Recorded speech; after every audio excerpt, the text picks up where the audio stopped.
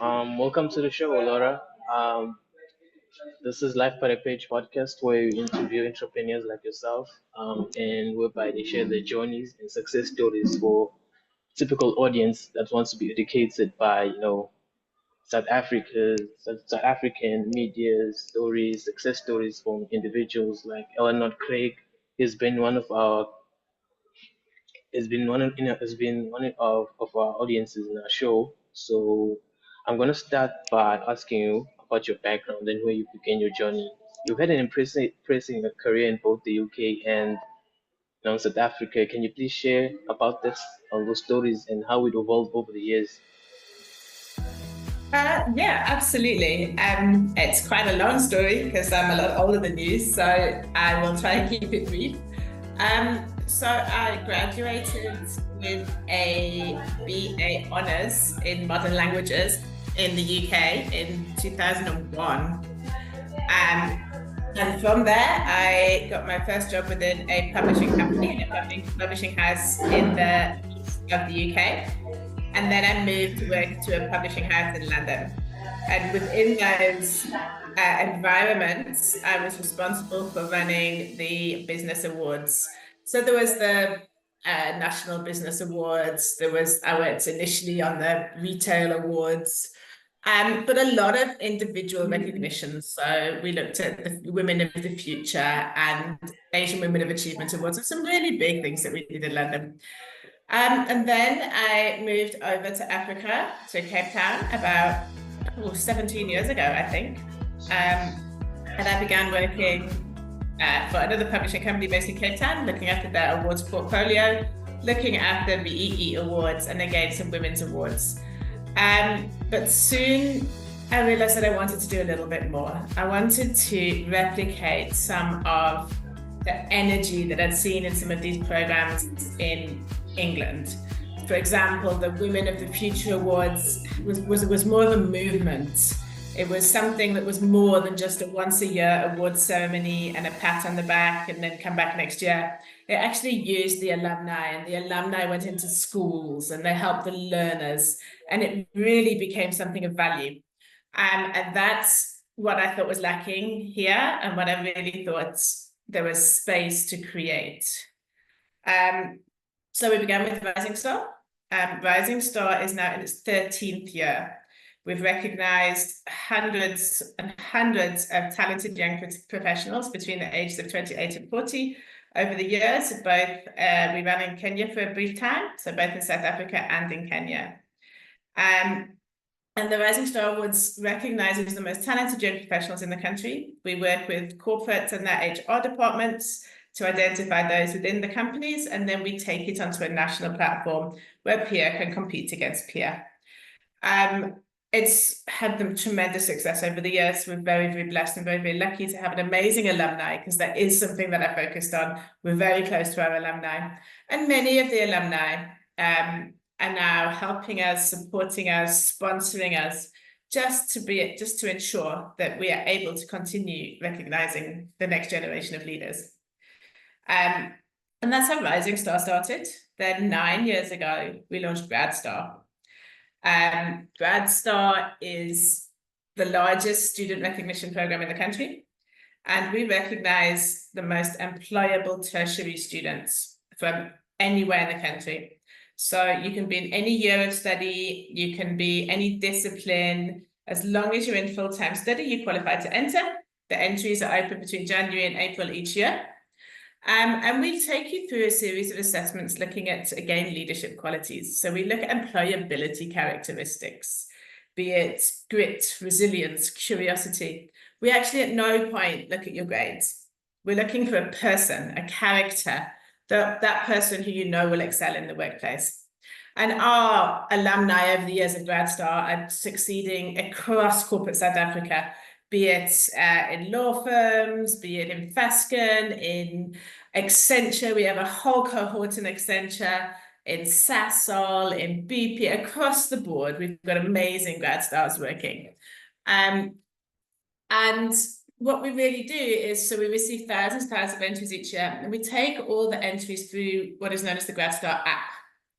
And the app is, again, an amazing space for students to be able to network with each other, but also to be able to be found by employers. So employers, we have about 70 employers actively using the GradStar app, from Old Mutual through to BP, for example, at DHL. I know they actively use the app. And when they're looking for their grad recruitment or even junior roles, they can go onto the app and they can search for you. They can say, I am looking for a mathematical science student who graduates in 2024, who is based in the north of the country. And they can find their matches and they can email you and ask you to apply for their roles. So it's just to simply be on the app, which is completely free for students. You just have to download the GradStar app from your app store for free, register, and as long as you're on it, you don't even have to actively perform on the social wall, although it is a good way to get noticed by employers.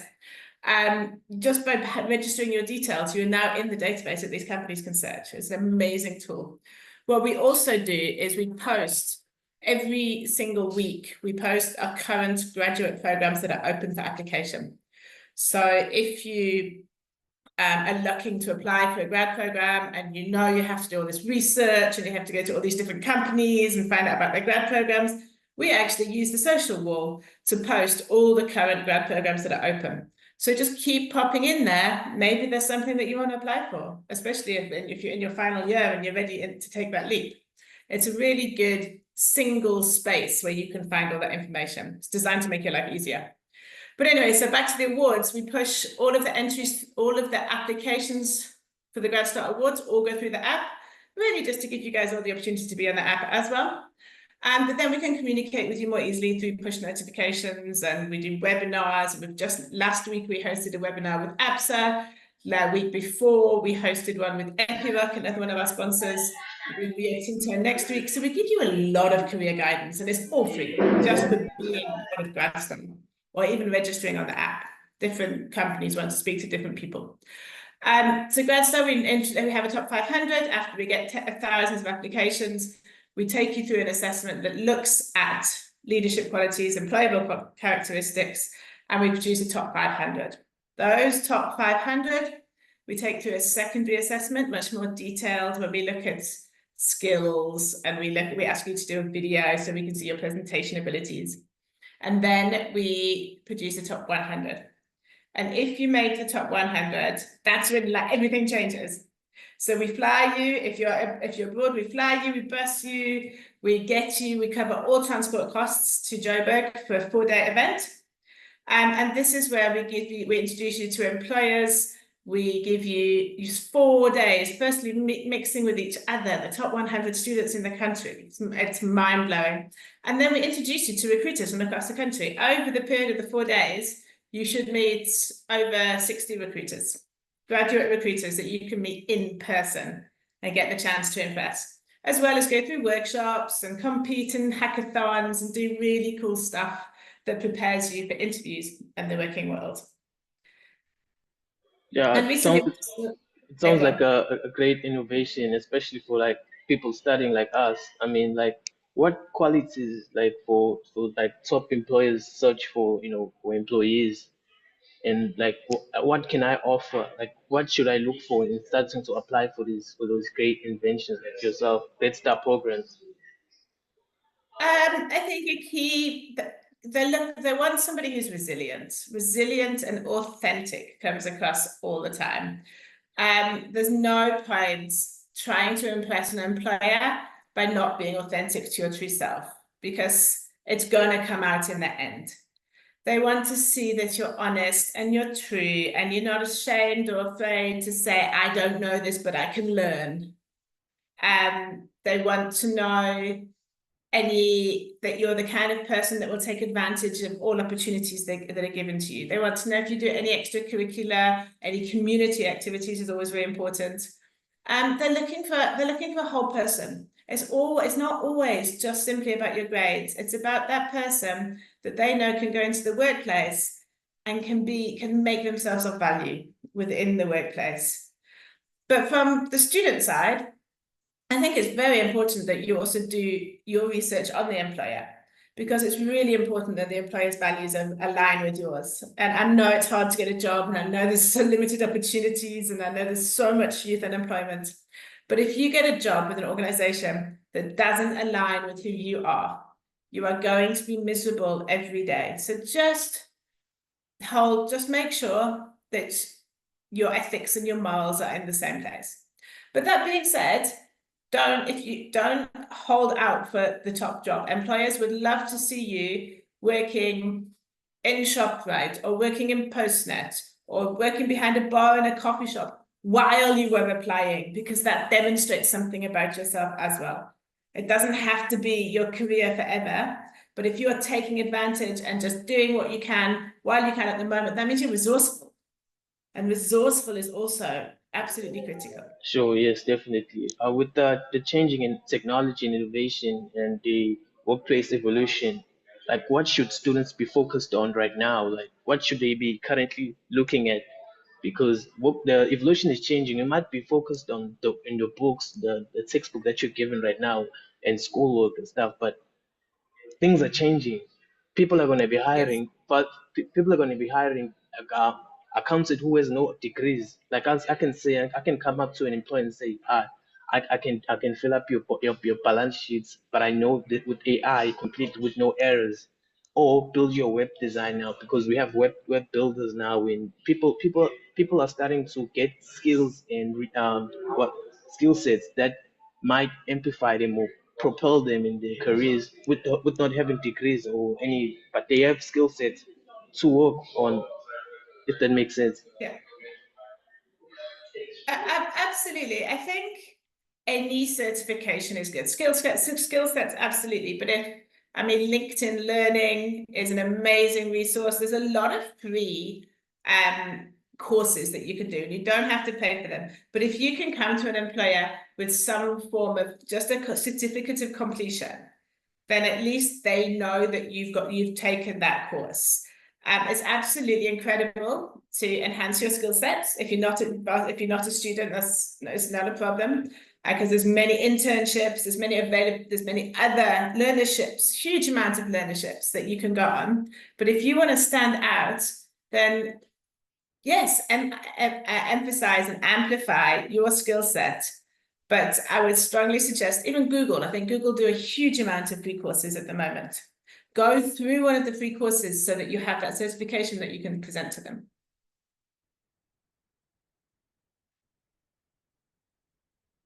But I do think that most employers are looking for an employee who can learn and can be taught. Skill sets are great, but I know a lot of recruiters who are not always specifically interested in that skill set. Obviously, your interest area and your speciality is important, but they're generally looking for a candidate that will work well in the workplace, and most of the skills they believe can be taught in the workplace. I want us to track back a bit, about your journey in starting GradStar, the Rising Star, because I've done my bit of research that you started with your friends. Was it just an idea 13 years ago?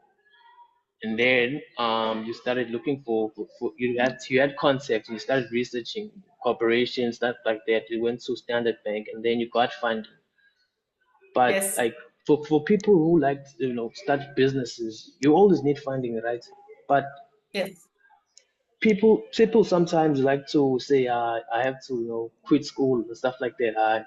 I'll start a business. I'll get funding. I'll create a sharp business plan to propose to panelists out there for pitching competitions whatsoever. But is it the good route? Is it the good route to just quit school? What advice do you have for those people that are just so who have no mentors, who just need that that Absolutely. They're natural entrepreneurs in the world. But if you want to be, and I wouldn't ever suggest quitting school before matric. I think most people want to see that you've got at least that level of education. But if you want to go out into the world and start a business, there's so much support that you can get, particularly if you qualify as a youth, and if you are if you qualify for BE and you're youth and female adds even more attention. There's a huge amount of government programs you can apply to. There's a lot of government support for entrepreneurs, young entrepreneurs. There's organizations, just do the research. There's government agencies and government organizations who all want to support young Black youth. I said young Black youth, but you know what I mean. And there's a good place to start. But also there's a lot of academies and entrepreneurship training programs that are also free. I went through a Google entrepreneurship program, and I also went through one run by the city of Cape Town. And I don't even qualify as a Black youth, right? There's a lot of support and mentorship available if you can do the research and find out where to go. And I think that would be if you're doing it straight out of school, it's always great, even just to be part of that group. There's a sounding board that can help you and give you advice, as opposed to, because it's a lonely world out there being an entrepreneur. And you learn every step of the way. And if you can have some kind of group, some kind of fellowship that you can speak to, that's amazing. But I think first and foremost, you just need to keep pushing. If you want to find funding and you want to present your business plan, be aware that you're going to get a lot of no's before you get that yes. But every no, firstly, is perhaps one step closer to the yes. But every no is a reason to learn and a way to learn about how to do it better next time. Knock on the doors, make the calls. Nobody's going to come to you. It doesn't work like that. It's not that easy. Even when I started this business, I made the phone calls and I pitched the people and I asked them. And it was actually Airports Company that initially first supported me, and yes, and then Standard Bank. And once you get one or two companies, of course, that gives you a bit of credibility that makes it easier. But you've just got to call, push. I still have to do that now to raise money in my 14th year. It never stops. Also, I want to ask the question, like there's 600 judges and there's over 6,000 entries this year alone. Am I right? So For GradStar, yes, we've got about 6,000 entries. So how do you ensure consistency, like in choosing the right people or effective leaders in the future? You know, for those employees in your program. Well, that's how the assessments have been designed. The assessments have been designed by industrial psychologists.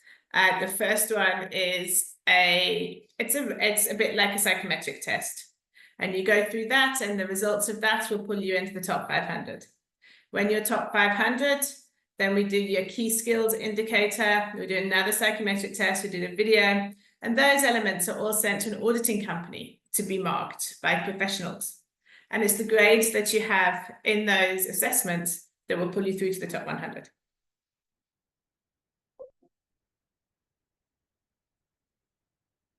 Another question that's set up, like, what challenges have you encountered as a female leader in the business media, and how have you overcame them?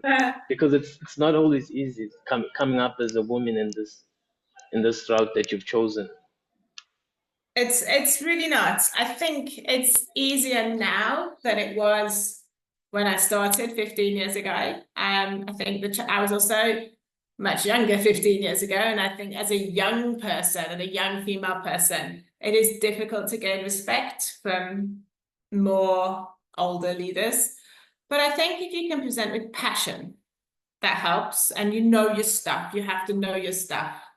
I all too often in some of the interviews we do for my programs see bright young people trying to bluff the judges. These judges are clever, don't do that. If you don't know something, say you don't know something. And yes, your people can be rude and dismissive, and it happens, and you're not taken seriously. I was once told, because I know that even though I've been here 17 years, I still sound very, very British. I was once told that I would have to go to, and this is true, I would have to go to a township to change my accent before they would actually listen to me. I mean, what's that got to do with my business plan? But you just got to take the rough with the smooth, and you just move on to the next one. There are some also wonderful people out there. And also, after 13 years of Rising Star, what is your vision for the future? How do you see like the program continuing to make the impacts for the next decade? You know? We're very, very lucky to have the alumni that we have. I mean, we consider this a movement of recognizing future leaders and leaders that young people that we recognized 15 years ago, well, 13 years ago, are already in C-level positions. I know CEOs throughout the country who were rising stars a few years ago. And that's how the impact works, because those CEOs then come to the party as judges to make sure that we can continue recognizing the next generation of leaders.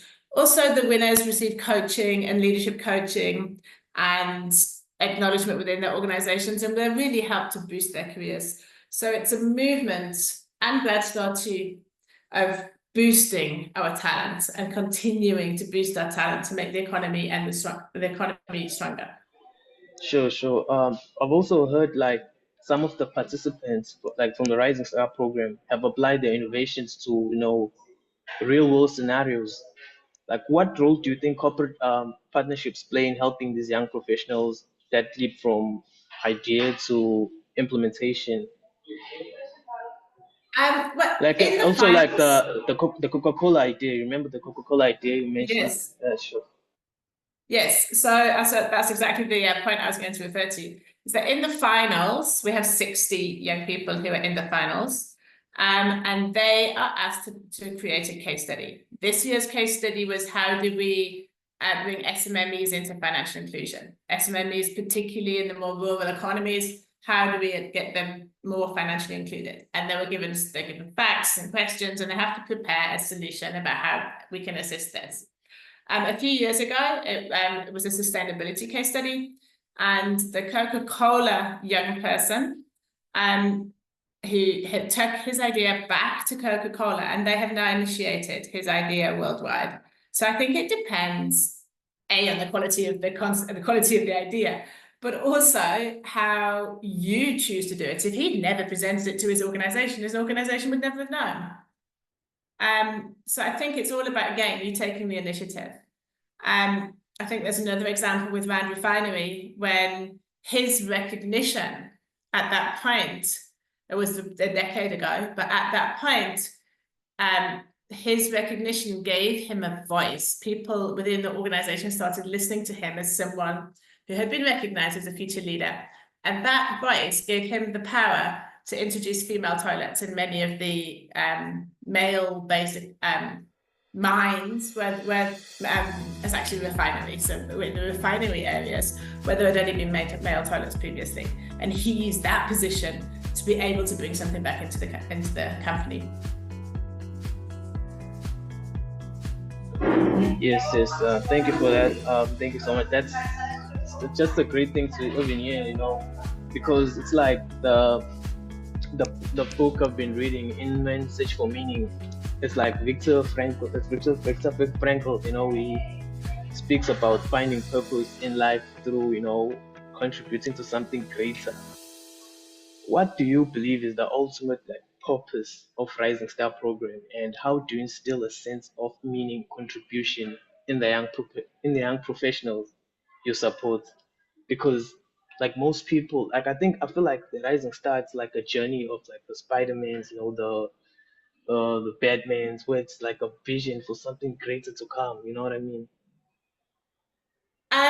Absolutely. I mean, I passionately believe in all my programs, and it actually starts at the school star level. So we've recently launched a program called School Star only in Gauteng at the moment, but in partnership with the Department of Education, where we go out to the communities and recognize some of the most talented but most marginalized grade 12s. And when they reach the top 100, we actually give them a full living expense bursary to the institution of their choice. So we start now.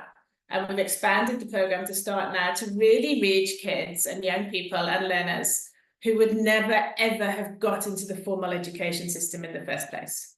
We find them, we unearth them, sure, in partnership with the Department of Education, and we guide their trajectory into tertiary, which we fund, and then through tertiary and then into Rising Star. And I think that journey of promoting youth, promoting South Africa's talent all the way from grade 12 level up to CEO level creates this movement, this energy, this positivity that South Africa has power, South Africa has talent, and South Africa has potential. And as a country and a community, we can do so much better. And all it takes is someone to recognize you, someone to find you, and someone to recognize you, and a little bit of community and help along the way. Indeed, indeed. So this country is very underrated in so many levels because it has so much resources and also land, which Absolutely. it's a joke. So Laura, you work with top employers across the country. Yes. I want to ask a simple question like, what are the qualities that were very essential in the past that are not really, important as in now, that are just not essential now, that are not working in this age and time? So I just want to ask you, I don't know if the qualities have changed, to be honest. I think they've been more refined, and I think we're now more focused on, I think historically they still want actuaries, but historically they wanted an actuary, or they wanted an accountant, or they wanted an engineer, and these specialist skills are still very, very important. But I think historically it was very focused on grades and your specialist skill and your degree to go straight into that channel. I think now there has been a widening of perspective where they look at the whole person, where they look at challenges that you've been through, where they've looked at challenges you've overcome and hurdles and how you deal with the world. And I think there's much more of a focus now than there used to be on like the holistic person and who you are and how you will be able to navigate the working world. and also, what advice would you give to the youth, someone who's just looking at the success journey right now, who's just inspired by your work, your creativity, your innovation? Because these ideas that are just coming up, some people will think it's not even plausible to just exemplify in this real world right now. So I'm just wondering, what advice could you give to the youth and aspiring entrepreneur right now? When I started Rising Star with my business partner 14 years ago, we had no money, we had no office space, we weren't quite straight out of university, but we were young. We got on the phone, we made some phone calls, we got our first sponsorship and our first commitment, as I said, from Airports Company. We spent that Christmas with a little office, a tiny little office. I think it cost us $2,500 a month. We spent the December and the Christmas painting the office so that we could move into it and open our doors on January the 1st. And there was just two of us.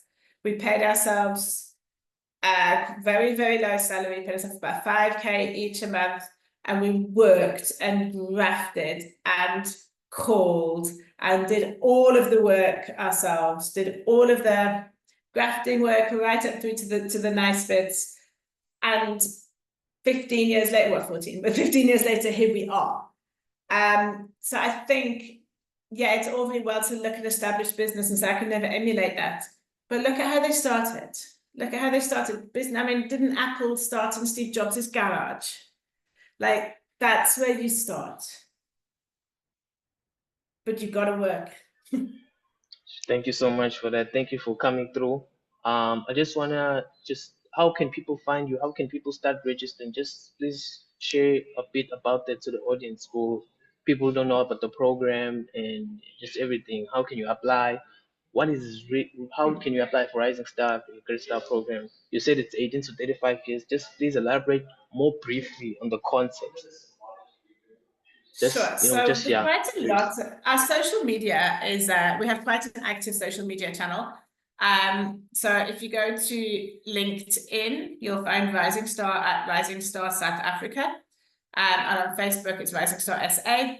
And then if you just follow us, we will give you all the updates when everything is live, when entries are open, who the judges are. So get on our socials, and please feel free to ask us questions on socials. We do respond. And the GradStar is super, super simple. If you are a tertiary student of any level, from any organization, from any institution rather, go to your app store, download the GradStar app for free and register.